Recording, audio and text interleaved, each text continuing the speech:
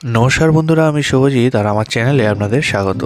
আজকের রেসিপি হচ্ছে ঘরোয়া পদ্ধতিতে তৈরি মায়ের হাতের পটল চিংড়ি। এটি বানানোর জন্য প্রথমে গোটা জিরে, ধনে, শুকনো লঙ্কা আর জয়িত্রী দিয়ে একটা গুঁড়ো মশলা তৈরি করে নেব।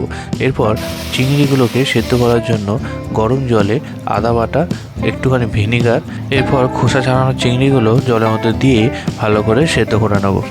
এরপর 5 থেকে 10 মিনিট মতো জলে ফোটানোর পরে চিংড়িগুলোকে ছাঁকনিতে তুলে নিয়ে ভালো করে জল ঝরিয়ে রেখে দিন। এরপর কড়াইতে সামান্য তেল দিন, তারপর তাতে একটুখানি হলুদ গুঁড়ো দিয়ে পটলগুলো দিয়ে দিন। ভাজার সময় এতে একটু লবণ দেবেন, আর 5-7 মিনিট ভাজার পর যখন পটলগুলো একটু ভাজা ভাজা হয়ে যাবে তখন একটা পাত্রে তুলে রেখে দিন।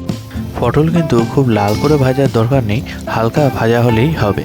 পটলগুলো তোলা হয়ে গেলে কড়াইতে আবারও তেল দিন, তারপর তাতে দারচিনি, লবঙ্গ, এলাচ দিয়ে পেঁয়াজগুলো ছেড়ে দিন। পেঁয়াজ যখন হালকা লাল লাল হবে তখন তাতে আদা, রসুন এবং লঙ্কা বাটা পেস্টটা দিয়ে দিন। এরপর খানিক ভাজার পরে যখন এর থেকে তেল ছাড়বে তখন এতে একে একে জিরে গুঁড়ো, হলুদ গুঁড়ো, কাশ্মীরি লঙ্কা গুঁড়ো, সামান্য চিনি এবং স্বাদ মতো লবণ দিয়ে ভালো করে নেড়ে চেড়ে নিন।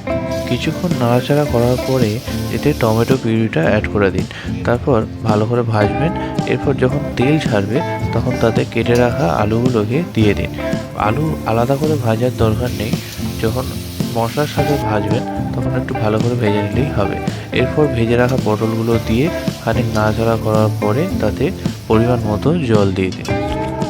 গ্যাসের ফ্লেম মিডিয়াম রেখে দিন এবং আলু পটলগুলো অর্ধেক সেদ্ধ হয়ে গেলে তাতে সেদ্ধ করে রাখা চিংড়ি এবং কিশমিশগুলোকে দিয়ে দিন। তারপরে একটু নাড়াচাড়া করার পরে তাতে ভাজা মশলাগুলোকে দিয়ে দিন। পটল চিংড়ি রেডি।